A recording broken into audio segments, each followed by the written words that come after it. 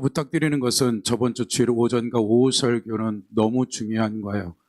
그래서 심지어 제가 지금까지 성경 읽기 한 것과도 바꿀 만한 만큼 중요한 말씀이에요. 그래서 여러분들이 어찌됐든 저번 주 주일 오전과 오후를 정리하셔야 돼요. 그래서 나머지 로고스에 대한 것만 더 갈 건데, 로고스 하기 전에 우리가 조금 더 그 믿음에 대한 부분들을 갈 거예요. 그래서 우리가 이 히브리서에 나와 있는 11장의 믿음의 선진들에 대한 내용들이 맹신적인 것들이 아니라 그 구약에 있었던 하나님의 사람들이 어떻게 그렇게 하나님께 믿음으로 사는지에 대한 그 실명들을 하나씩 다 거론하게 되어지죠. 그래서 먼저 우리가 이해될 게 뭐냐면, 예수를 믿기 전에 우리의 삶의 소유권이 원수 마귀에게 죄 가운데 선악과 때문에 팔려버렸다고요. 그래서 실제적으로 우리가 예수를 믿기 전에 우리가 이제 이런 그림이, 우리가 영이라는 이 존재는 하나님 안에서 선악과로 죽게 되어지고, 우리가 이 죽어진 영이 성령이 들어옴으로 말미암아 이제 하나님의 영과 우리의 영이 하나 돼서, 이 영의 문제는 아무런 문제가 없다. 근데 문제는 내가 이제 선악과라는 이 기준을 어떻게 가야 되냐면, 세상의 초, 중, 고등학교, 대학교 모든 교육의 시스템은 성경의 66권이 아니라 사람이 타락한 그 죄인된 그들이 만들어 놓은 나라의 도덕이 됐던 문화가 됐던 법이 되어졌던 것은 성경의 66권에 근거에서 비슷할 수도 있다. 그러나 성경은 얘기가 아닌 거죠. 어떤 세상의 법을 들이밀더라도 성경은 아닌 거죠. 그래서 세상이 만들어놓은 이런 선악의 기준에 의해서 헌법이 됐던 도덕이 됐던 문화가 됐던 이 모든 것들은 성경이라는 말씀의 근거에 다시 조명되어져야 되고, 그것이 혼합되어졌던 부분적이든 정확한 진리 위에 세워놔야 될 영역이 어떤 영역이냐면 혼의 영역이에요. 우리가 오늘 구원을 받게 되고 50이 됐든 40이 됐든 30이 됐든 구원을 받게 되면 이 혼의 영역에 지배됐던 것들이 흑암이었고 세상 지식이었고 경험이었고 학문이었고 논리였고 물리학이 됐던 무엇이 되어졌든지 간에 그것은 성경적인 것은 아니다. 부분적인 것들이에요. 그래서 우리가 예수를 믿자마자 이 혼은 1%도 바뀌지 않는다. 0.1%도. 이 혼이 바뀔 수 있는 유일한 것은 성령의 조명을 따라 순종하는 영역들만큼이나 혼의 영역이 바뀌어지는 거죠. 혼의 영역이 생각과 감정과 의지라는 이 영역이 갖고 있는 이 영역. 내가 사람을 내 육신이 그냥 주먹에 가서 때리는 것이 아니라 생각이 때리라고 결정해야 의지가 때리듯이 이 혼의 영역을 바꿀 수 있는 건 66권의 말씀 말고는 바꿀 수 있는 방법이 없는 거예요. 그래서 우리가 이 성령을 쫓아서 이제 성령이 나를 가르치고 생각나게 해서 가르치는 거죠. 생각을 해보세요. 예수님이 3년 6개월 동안 공생애 동안에 12명을 얼마나 전능자가 가르친 거예요. 그냥 실력자 납비 정도가 아니라 말씀이 육신이 되신 전능자가 말씀을 가르쳤으면 얼마나 잘 가르쳤겠어요. 근데 한 명은 자살하고 예수님 팔아 제끼고 나머지 11명은 이 로마 시대에 자기 영광을 쫓아서 이 11명은 가게 된 거죠. 그렇게 밤낮 가르치고 동거동락하며 가르쳤는데 11명이 어떻게 된 거예요? 배신 때린 거예요. 잘못 가르쳤나요? 잘 가르쳤죠.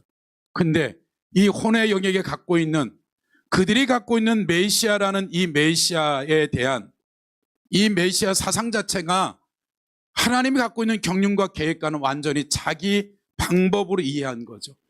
예수 메시아라는 자가 와서 바벨론부터 지금 로마에 이르기까지 이 망한 이 나라를 다윗과 솔로몬과 같은 영광이 되어졌을 때 나는 총독의 한 자리를 차지하고 국방부 내무장관이 되겠다라는 이러한 혼에 갖고 있는 잘못된 성경의 해석으로 인해서 그들이 어떤 얘기를 하든지 간에 이 말이 무슨 말인지 자기 나름대로 해석하는 거죠. 예수님은 A를 얘기하는데 이들은 이것을 A-로 받아들이는 거죠. 그래서 결국에는 이 나머지 11명에게 3년간 얼마나 잘 가르쳤겠어요. 부활하고 나서 40일 동안 다시 주님이 누구에게 관심이 있겠어요? 모든 사도들에게 위임하는, 마태를 포함 12명이 포커스죠. 왜? 그들에게 모든 것을 위임해야 되니까. 그래서 아마 40일 동안 대부분이 이 12사도들에 대한 새로운 말씀에 대한 기준들, 진리에 대한 걸 가르쳤을 거예요. 이 40일 어떻게 다 되겠어요? 그 성령이 이제 그들 가운데 오게 되어졌을 때 이제 요한이 얘기한 요한복음 14장 26절에 보혜사 곧 아버지께서 보내신 성령이 너희를 가르치고 생각나게 할 거다. 너희가 알고 있는 옛사람 아담 안에 있는 이러한 지정의를 통해서 설명되어지는 이 잘못된 뒤틀리고 혼합된 것이 아니라 정확한 진리가 무엇인지를 이제 내가 공생의 기간 동안에 40일 동안 했듯이 너희 안에서 성령이 너희들에게 가르칠 거라고 오순절 마가다락방에 성령이 내려온 것들이죠.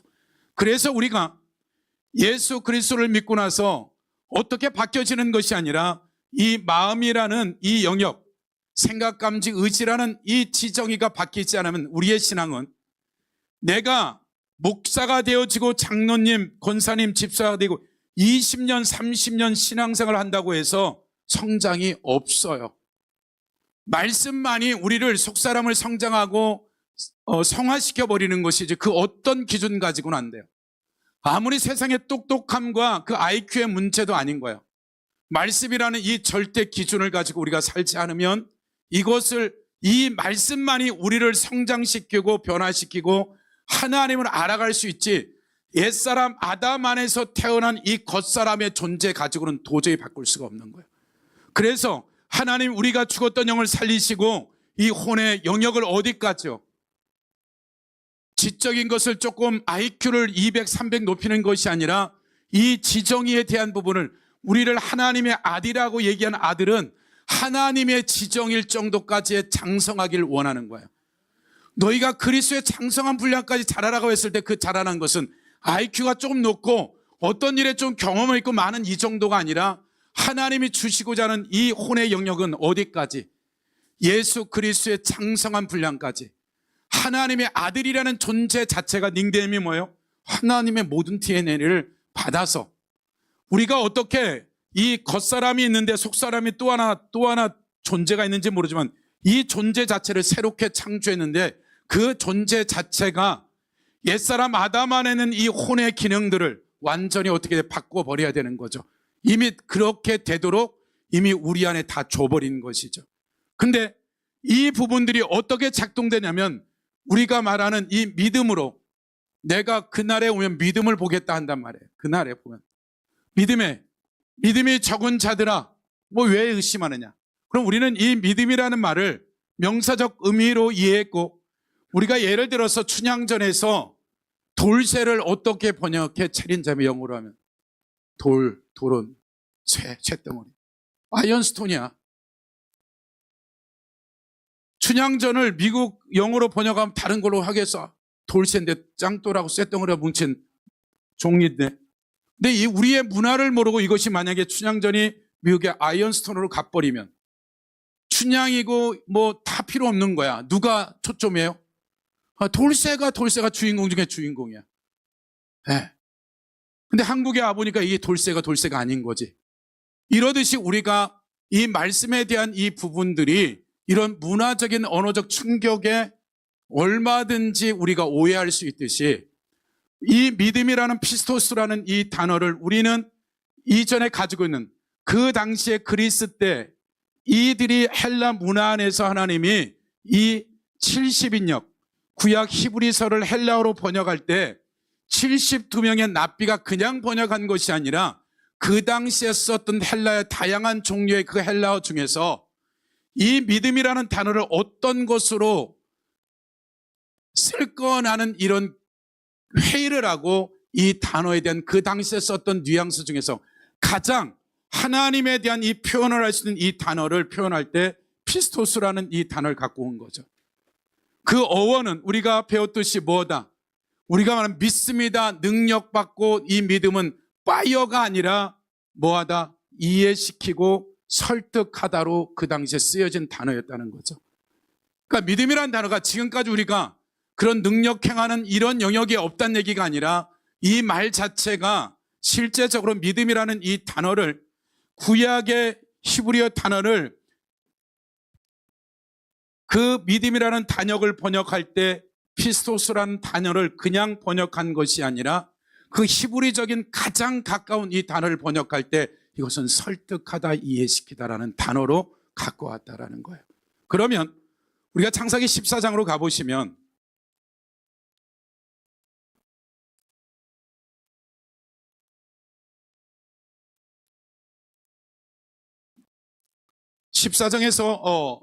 국제적 전쟁이 일어나게 되어지죠. 일어나서 롯 구해러 갔다가 이제 거기서 일어난 그 전쟁의 놀라운 경험을 아브라함이 하죠. 이 적은 무리가 주변 이 바벨론서부터 이 팔레스타인 지역까지 있는 이들과 싸워서 어떻게 이겼을까? 설명하지 않지만 이겼어요.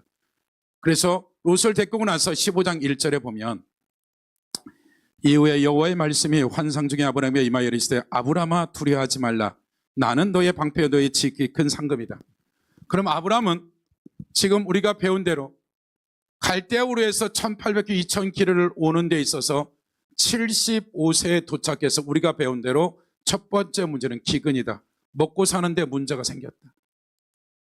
첫 번째 상건이 먹고 사는 문제가 생겼다. 기근 상태에서 풍요를 준 것이 아니라 풍요 가운데 하나님이 하늘문을 닫았다. 그러니까 아브라함이 지금까지 살아왔던 세상 시스템은 노아 때랑 똑같아요. 뭐예요? 힘센 사람이 다 빼앗고 죽이고 빼앗는 시대라고요. 그러니까 아브라함을 어느 산속 깊은 곳에 실력 쌓을 때까지 감춰놓은 것이 아니라 그냥 노출시켜버렸어요. 노출시켜놓고 그것에서 하나님의 하나님 되심을 이제 아브라함의 아버지가 이제 우상 숭배하는 제사장이었고 우상을 만드는 자였지만 이것에서 뽑아서 너가 말하는 너의 아버지가 제사장이고 우상을 만드는 아버지가 말하는 그 우상이 진짜 우상, 진짜 신이 아니라는 걸 이제 아브라함에게 가르치기 시작하죠. 그래서 아브라함은 75년 동안에 먹고 사는 것은 뭐예요? 농사를 짓든지 일을 해야 사업을 해서 돈을 벌어서 곡식을 바꿔야 된다고 생각했는데 이걸 송두리째 틀린 말이 아니라 맞는 말이다. 그러나 이제는 네 힘과 네 능력으로 사는 것이 아니라 내가 너를 먹여 살릴 거라는 이 첫 번째 먹고 사는 문제에 대한 것을 하나님이 아브라함에게 이리 와라. 내가 너 지금부터 먹여 살릴 거라고 이렇게 하지 아니하고 하나님이 그냥 기근을 밀어 넣어버렸어요. 그리고 기근 가운데 아브라함이 어떻게 하는가 봤더니 똑같이 지금까지 살아왔던 이 혼의 영역에 경험되어진 것이 뭐예요? 돈은 있겠다. 애굽에 내려가서 그냥 곡식 사서 먹으면 되겠다고 생각한 이 사건이 이전하고는 다른 거죠. 내 아내가 너무 예뻐서 빼앗길까 봐 누이라고 속여서 누군가가 결혼하자 그러면 내가 반대, 아버지 없으니까 반대하면 되겠다고 생각했는데 애굽 왕이 내놓으라고 하는 거죠. 이전에 내가 잔머리를 쓰고 세상 시스템을 사용한 것들이 이제 안 먹히기 시작하는 거죠. 그리고 가서 망신의 망신을 당해서 이제 돌아오게 되죠. 누가요? 아브라함이. 그리고 전쟁이 일어났을 때 이제 전쟁의 노획물을 다 포기하죠. 이제 어떻게 돼? 먹고 사는 건 누가 책임진다? 하나님 책임진다. 우리가 12장에서 14장까지 왔을 때 하나님은 아브라함에게 그냥 칠판 놔두고 학교에서 가르친 것이 아니라 삶의 현장 가운데 아브라함 내가 너를 이제 책임지는데 네가 아버지가 만들던 우상 정도가 아니라 내가 진짜 신이야. 그리고 그를 현장에 몰아넣고 하나님이 애굽의 바로를 속여서 결혼 지참금 챙겼으면 이건 능지처참이죠. 근데 이곳에 하나님 개입하는 거죠. 개입하는 거예요. 하나님이 얼마나 센지를 보여주는 거죠. 그래서 아브라함은 이제 언제까지? 이삭을 바칠 때까지 이제 130세 이삭을 바칠 때까지 아브라함을 어떻게 한다? 설득하고 이해시켜서 될 때까지 하나님은 설득한다. 왜 아브라함이 중요해요? 아브라함이 첫째 불러서 아브라함 믿음의 조상인 아브라함서부터 출발된 한 사람 한 가정 한 족속을 만들어낸 여정 가운데 아브라함의 믿음을 그냥 파이어 불 던져버리고 그렇게 하지 않았다라는 거예요. 삶의 현장 안에서 실제 세상과 맞닥뜨리면서 하나님은 하나씩 믿음이 뭔지를 설득하고 이해시키기 시작했다라는 거예요. 그래서 15장에서 어떤 일이 벌어져요? 전쟁 치르고 났어요. 기습에서 이기긴 이겼는데 하나님의 능력으로 하나님이 환상 중에 아브라함에게 임하여 아브라함아 두려워하지 말라. 그게 무슨 말이에요? 무조건 성경에서 두려워하지 말라고 나오면 이건 두려워하고 있다는 얘기예요. 방금 전까지만 이겨서 난리를 쳐서 감사하다 했는데 그냥 갑자기 두려움이 몰려오는 옛사람 아담 안의 두려움. 나도 저렇게 해서 전략을 짜서 쳤지만 저 상대방의 적들이 다시 전열을 가다듬어서 야밤에 쳐들어오면 나는 어떻게 할까? 이 두려움. 두려움은 어디서 오는 거예요? 하나님의 부재가 되니까 내 생각 가운데 이전에 혼의 생각에 어떻게 돼요? 그 두려움이 나를 엄습해 오는 거죠. 여전히 하나님이 도와주고 있지만. 그러니까 두려움이란 존재 자체가 우리에게는 없었어요. 타락의 두려움이 온 것이죠. 하나님이 이 두려움이 왜 두려워하니? 내가 너를 보호할 건데. 그러니까 위로가 되는 거죠. 그러면서 뭐라 그래요? 나는 내 방패고 너의 지극히 큰 상급이야. 설득하는 거죠. 내가 너의 방패 될 거라니까. 그러니까 염려하지 마라. 그러니까 절대 어떤 상황 가운데도 내가 바로에서 너를 보호했잖아. 이 전쟁 가운데 엄청난 경험을 했지만 아브라함은 그냥 이긴 걸로 딱 한 줄로 끝낸 거죠. 엄청난 경험이 있었을 거라는 거. 우리 하나님이 얼마나 센지. 아마 이 전쟁을 할 수 있었던 것은 애굽에 내려가서 바로에게 개입한 나의 하나님이 얼마나 큰지를 경험하게 된 것. 능지처참당할 이 가운데 나를 구속하신 하나님에 대한 경험들이 있었던 거죠. 그러니까 전쟁이 객기를 부는 것이 아니라 애굽에서 그가 먹고 사는 문제 내려가서 철저하게 망신을 당하고 했지만 하나 배운 게 있는 거예요. 우리 하나님이 얼마나 센지, 얼마나 능력이 강력한지를 보게 된 거죠. 그러고 나서 이제 이 전쟁에 이기고 나서 아브라함이 먹고 사는 문제를 뛰어넘었죠. 아, 이 금원박은 나를 먹고 사는 게 아니는구나. 말하자면 이 소돔왕이 왔을 때 소돔왕과 아브라함이 얘기할 때 누가 보고 있는 거예요? 하나님이 두루 대하는 걸 보는 거죠. 아브라함이 이제 먹고 사는 건 내가 책임져도 되겠다. 아는 거죠. 그 다음에 문제가 뭐예요? 두려움과 염려와 걱정이 온 거죠. 내가 너를 보호할게. 너의 방패야. 그러면서 뭐라고 얘기해요? 너의 큰 상급이라 그래요. 아브라함이 이르되 주여의 무엇을 내게 주시려나이까? 나는 자식이 없어요. 나의 상속자는 이 다메섹의 엘리에셀. 내게 다메섹에서 하나 똑똑한 놈 하나 사가지고 내 후사로 삼았는데 뭔 상급은 상급에 자식도 안 줬는데 저주죠. 따진 거죠. 그러니까 무슨 얘기예요? 지금 우리가 여기서 배워야 될 게 뭐예요? 믿음은 그분과 친밀한 대화를 하는 거예요. 지금요. 하나님이 책망하러 왔다가 하나님이 덤탱이 쓴 거지. 내가 너의 방패고 상급이라 그러니까 이제 다른 걸 가지고 시비 거는 거 아브라함이. 아니 상급이라면서요. 근데 내 나이가 지금 몇인데 자식도 안 주고 뭔 상급이에요? 자식 안 줬잖아. 이제 이렇게 따진 거잖아 지금. 그러니까 하나님 뭐라 그래요? 아브라함이 또 이래 주께서 내게 씨를 주지 아니하시는 내 집에 기른 자 종 중에 한 명을 상속자로 삼은 거 아니냐고. 그러니까 하나님 뭐라 그래요? 여호와의 말씀이 그에게 임하여 이르시되 그 사람이 내 상속자가 아니라 내 몸에서 내 몸 매임 태죠. 지금 하갈 안 들어왔어요. 사라죠. 아브라함이 아니라 누굴 통해서 사라를 통해서 애 죽게라고 약속을 한 거죠. 그러니까 아브라함이 어떻게 돼요? 5절 그를 이끌어 밖으로 나가 이르되 하늘을 우러러 무뼈를 셀 수 있나 보라. 또 그에게 이르되 내 자손이 이와 같으리라. 아브라함이 여호와를 믿으니 여호와께서 이를 그로 여기시고 또 그에게 이르되 나는 이 땅에 내게 주어 소유를 삼게 하려고 너를 갈대 우르에서 이끌어내는 여호와다. 그가 이르되 주여 내가 이 땅을 수유로 받을 것은 아니 지금 한 평도 없는데 뭔 땅입니까? 땅 내놓으세요라고 또 디민 거예요. 그러니까 하나님 약속하죠. 어디서부터 어디까지 보니까 18절 그 나라 여호와께서 아브라함에게 더불어 언약을 세워 이르되 내가 이 땅을 애굽 강에서부터 그 강 유보라 된 내 자손에게 주느니 겐 족속, 그리스족, 감몬 족속 쭉 얘기하죠. 그러니까 굉장히 구체적인 거죠.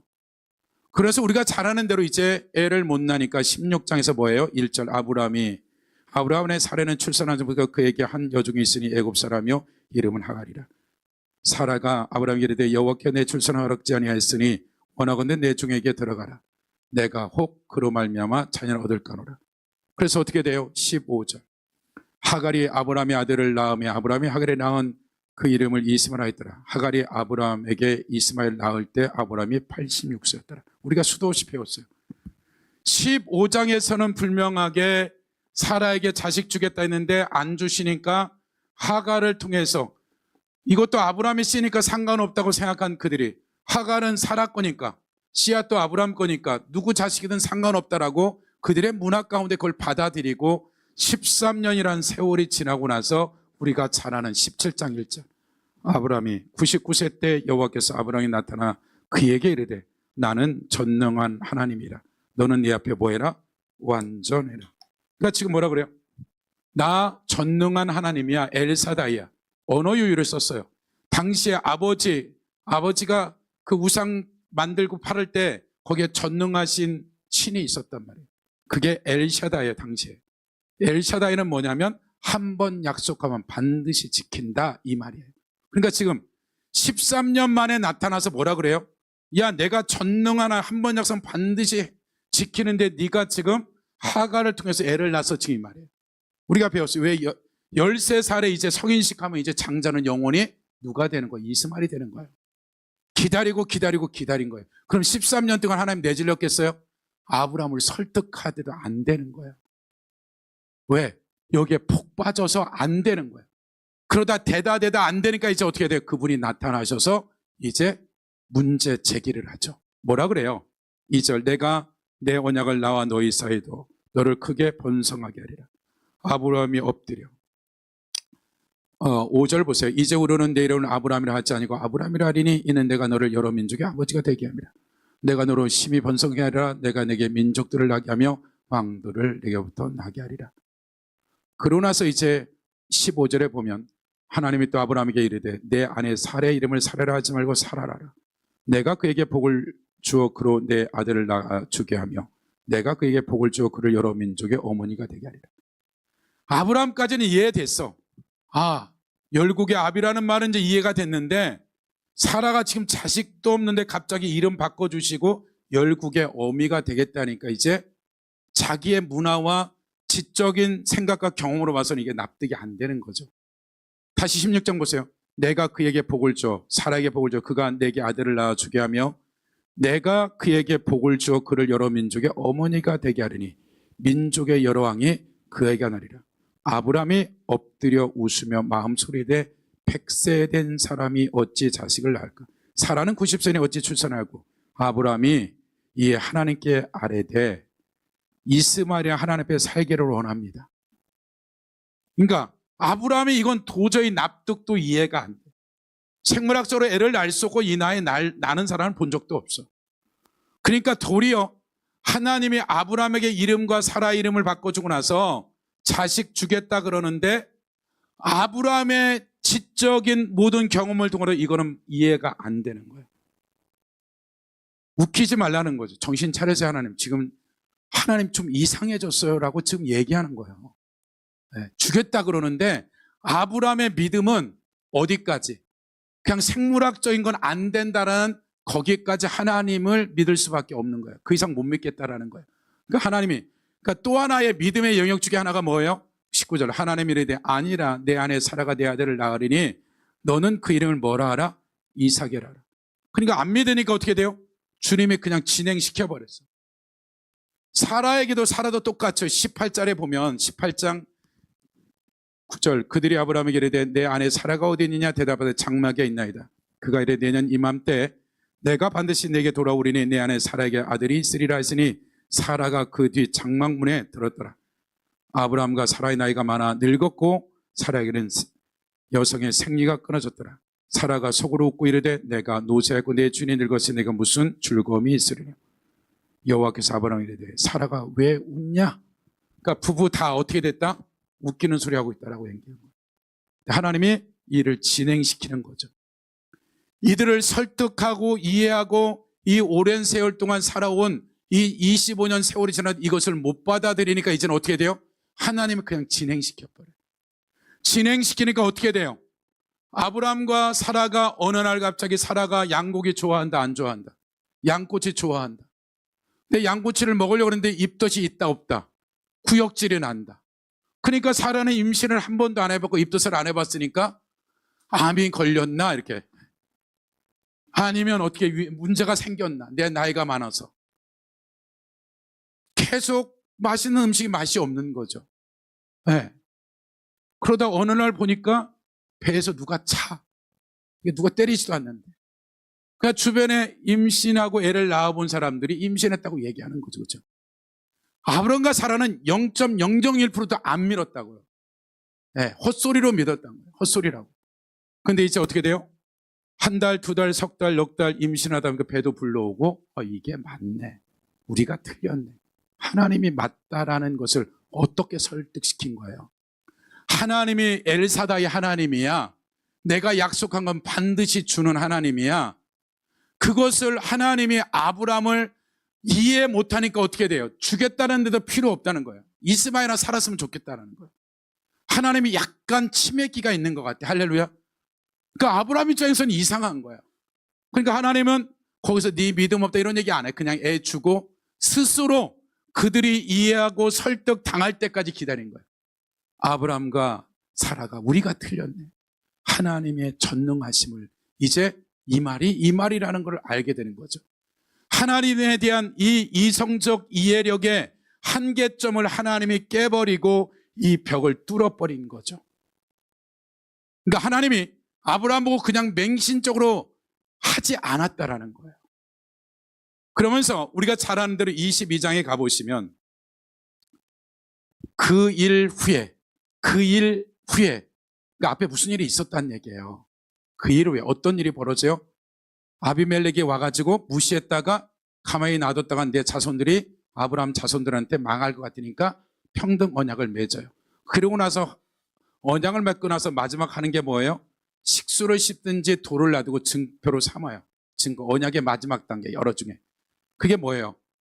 보니 30절 아브라함이 이르되 너는 내 손에서 이 알명새끼 7을 받아 내 우물 판 증거를 삼으라 하고 두 사람이 거기서 서로 맹사였으므로 언약하였으므로 그것을 부엘세바라 이름하였더라. 그들이 부엘세바에서 언약을 세우매 아비멜렉과 그 군대 장관 비굴이 떠나 브렛 사람의 땅으로 들어갔고 아브라함은 베르사베 엘셀나무를 싣고 거기서 영원하신 여호와 이름을 뭐했다? 영원하신 여호와 이름을 불렀다라는 거예요. 말하자면 이런 아비멜렉과의 관계 안에서 영원하신 하나님이라는 사건이 그 일 후에 갑자기 뭔 일이 벌어져요? 22장 1절 하나님이 아브라함을 시험하시러 그를 부르시되 아브라함 하시니 그가 이르되 내가 여기 있나이다. 여호와께서 이르시되 내 아들 내 사랑한 독자 이삭을 데리고 모리아 땅으로 가서 내가 내게 일러준 한 산 거기서 그를 번제로 드려라. 말하자면 지금 네가 수도 없이 양을 잡고 염소를 잡고 소를 잡아서 주님께 드려지듯이 네 자식을 목을 따서 피를 다 빼고 가죽을 다 벗겨서 마디마디를 잘라서 그 살덩어리를 가서 내가 지시할 땅에서 네 자식 번제로 드려 이 말이죠. 어쨌든 유대인들은 개신교는 이삭의 나이를 15살 전후라고 그래요. 유대인들은 30살이라고 그래요. 하여튼 어찌됐든 아브라함이 100세 때 이삭 주겠다고 했을 때 안 믿었어요. 그러면 130대 이삭 투 주겠다 그러면 100% 믿죠. 똑같은 거예요. 기근에 대한 기근을 흉년 기근을 내렸다가 어떻게 하나님 재물을 주고 어떻게 하는데 테스트하듯이 하나님 이번에 어떻게 돼요? 이삭 투 주겠다는 게 아니라 이삭을 갖다 번제단에 쳐 죽여라. 네. 아내와 상의한다 안 한다?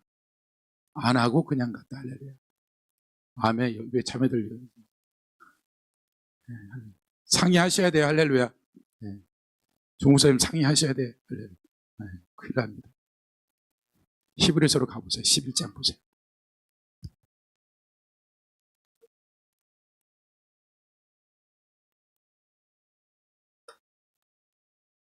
히브리서 11장 17절 보세요. 아브라함을 시험을 받을 때 믿음으로 이삭을 드렸으니 그는 약속들을 받은 자로 돼 그 외아들을 드렸느니라. 그에게 이미 말씀하기를 내 자손이라 칭한 자는 이삭으로 말미암아 하였으니 그가 하나님이 능히 이삭을 죽은 자 가운데 다시 살릴 줄로 생각한지라. 비유컨대 그를 죽은 자 가운데 도로 받은 것이니라. 말하자면 지금 히브리 기자는 이삭을 실제 죽인 거나 다름없다. 그러니까 아브라함이 이삭을 주겠다고 했을 때는 이스마엘이나 살았으면 좋겠습니다라는 하나님에 대한 신뢰, 관계, 믿음에 대한 것이 안 됐는데 이삭을 낳고 나서 다시 하나님이 30년 동안에 또 아브라함을 가르치고 설득하고 이해시키고 수없는 시간들을 보내고 난 다음에 어떻게 돼요? 아브라함 이삭 갖다 좀 바쳐. 밑도 끝도 없이 그냥 딱 명령했는데 아브라함은 이제 이 말이 무슨 말인지 맹신이 아니라 하나님을 신뢰하게 되어졌다. 어떤 약속 뭐라 그래요? 18절에 그에게 이미 말씀해 내 자손이라 칭할 자는 이삭으로 말미암으라 하였으니, 말하자면 하나님이 이 이삭을 주신 것에 대해서 그가 죽어서 죄가 되든지 온몸이 갈갈기 찢겨서 토막이 났더라도 하나님은 이삭을 살릴 수 있는 하나님의 전능하심을 이제 누구는? 아브라함은 믿어진 거예요. 그래서 이제 이삭을 바쳐질 때는 맹신적으로 어떻게 되겠다는 것이 아니라 75세의 부르심을 받아서 55년이 지났을 때 하나님을 어떤 하나님이라는 것을 아브라함은 이제 충분히 내 이성적으로 납득되고 이해가 되어져서 그분이 하는 말은 내가 다 할 수는 없지만 내가 그분이 전능하다는 걸 내가 인정해. 그럼 내가 해야 될 일은 내 역할만 하는 것이고 이를 쳐서 죽이든 숨이 끊어졌든 3일 만에 살리든 죄를 다시 이삭을 만들든 이분이 만들 수 있는 전능함에 대한 것을 이제 아브라함은 알게 된 거예요. 설득당했고 이해됐기 때문에 이삭을 바친 것이지 객기를 부린 게 아니라는 거예요. 그러고 나서 이삭을 바치고 난 그 다음부터 뭐라 그래요? 23절 믿음으로 유월절과 피 뿌리는 다시 창세기 22장으로 가보세요.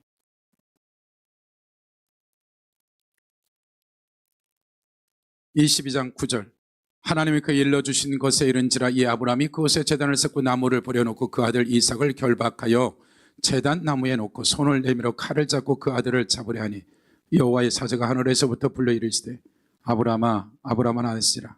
아브라함이 이르되 내가 여기 있나이다. 사자가 이르되 그 아이에게 내 손을 대지 말라. 그에게 아무 일도 하지 말라. 내가 내 아들 내 독자까지도 내게 아끼지 아니했으니 내가 이제 내가 하나님을 경외하는 줄 아노라. 말하자면 어떻게 돼요? 이제 우리가 배웠던 그와 같은 경외하는 도회, 누가? 아브라함이 이 경외라는 그 경외의 이것까지 75세 때도 경외했고 100세 때도 경외했지만 그 경외의 깊이와 넓이가 틀리다. 이 일 이후에 아브라함의 나머지 삶 동안에 더 살죠. 175세에 그가 하나님의 부르심을 받죠. 앞으로 45년을 더 사는 데서 아무런 문제가 없어요. 무엇을 했든지. 그러니까 우리의 믿음을, 우리를 구원하시고 아브라함을 불러서 이렇게 장성한 분량에 이르기까지 성장시키고 자라게 하고 그의 믿음을 성장시키는데 하나님이 포기하지 않고 아브라함을 55년 동안의 이 여정을 가졌다면 우리도 동일하게 하나님이 우리의 삶의 사건의 현장 안에서 여러분들에게 여러분의 믿음이란 영역을 가르칠 거예요. 이해시키고 설득시켜서 내가 정말 자원해서, 예를 들어서 이런 거죠. 저는 성경 읽기에 대해서 충분히 이해를 해요. 하나님 왜 하라는지. 그러나 처음 만나면 질문하는 사람들이 많죠. 왜 그것을 읽어도 은혜가 안 되는 거 굳이 그렇게 읽을 필요 있어요? 왜? 이해가 안 되니까 따지는 거죠. 그러면 그냥 읽어만 오세요. 네. 자기를 설득하래. 설득이 어떻게 해야 돼? 안 되지. 모르는데. 성경을 안 읽어봤는데.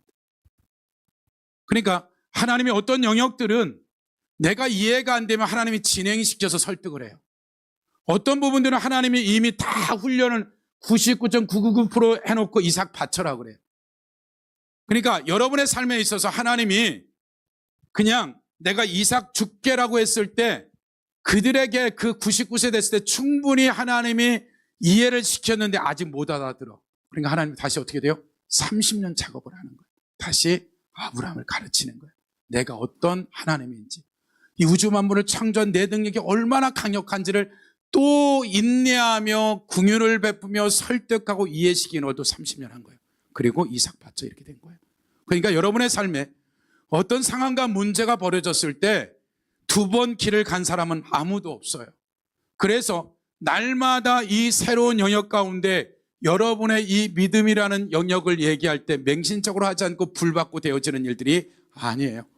하나님이 여러분의 삶에 새로운 문을 여는 것은 충분히 여러분의 이성과 성령이 이해될 정도로 설득을 시켜서 가게 하지, 맹신적으로 이런 우상들이 하고 있는 이상한 짓을 하지 않는단 말이에요. 왜? 우리가 첫 번째 배운 게 뭐예요? 만약에 이 피스토스 안에는 뭐가 있다? 파토스가 있다. 하나님의 인격이다. 하나님의 인격은 맹신적이거나 무식하게 하지 아니하고 우리를 긍휼을 베풀시고 사랑하시고 설득하는 그 하나님의 인격 안에는 뭐가 있다? 이 믿음 안에 있다. 믿음이 뭐다? 설득하고 이해하는데 그 하나님의 인격을 벗어나서 다루지 않는다는 거예요. 네. 무대뽀로 하지 않는다라는 거예요. 인격이라는 것은. 그래서 하나님의 인격을 닮아가게 되어지는 이 부분들이 아브라함부터 아브라함의 인생도 그렇고 이삭도 그렇고 야곱도 그렇고 그들의 인생을 버린 적이 없어요. 사울이 그렇게 못된 짓을 하더라도 40년을 설득하고 이해시키는데 누가 안 받아들인 거예요? 사울이 안 받아들인 거예요. 솔로몬에게 그 영광을 줬는데 하나님 직접 나타나서 우상숭배 하지 말라는데 하나님 말을 솔로몬이 안 들어먹어.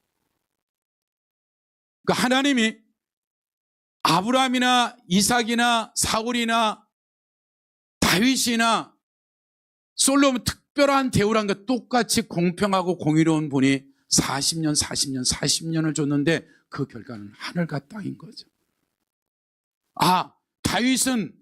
다윗의 그 죄를 보면 사울보다 더한 짓을 한 것 같아요. 근데도 어떻게 돼요?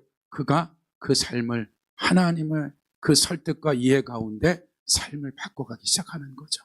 그래서 우리가 숨쉬기 죽기 전까지는 하나님 부르시기 전까지는 우리를 설득할 거다. 그 설득 앞에서 내가 하나님의 설득 앞에 이해 앞에 내가 나아갈 건지 굉장히 인격적이라는 거예요. 이 피스토스라는 이 단어를 갖고 왔을 때 하나님이 우리를 맹신적으로 따라와 말어 이런 것이 아니라 그 부분이 이해가 안 되면 하나님이 이를 설득할 수 있도록 사건을 만들어서 이해하게 만들고, 그러니까 우리가 갖고 있는 이 제한적인 아담의 죄성 가운데 있는 이 경험과 지식의 IQ 300이 안 되는 이걸 가지고 하나님 이해할 수 없다. 그래서 하나님은 우리에게 줄 것이 무한대로 있는 것들이에요. 그래서 여러분의 삶에 일어나는 사건과 문제를 볼 때마다 이 사건의 문제가 성공했느냐 실패했느냐는 세상적인 시스템이에요.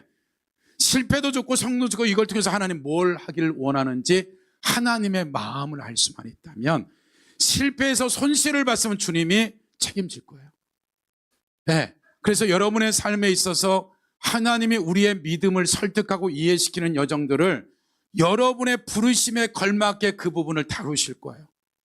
그래서 여러분의 보여지는 것들이나 넘어지고 쓰러지는 것들이나 죄성 가운데 묶여진 것들에 자유하시고, 잘못했으면 회개하고 주님 앞에 끊임없이 우리가 아브람처럼 뻔뻔해야 된다. 할렐루야.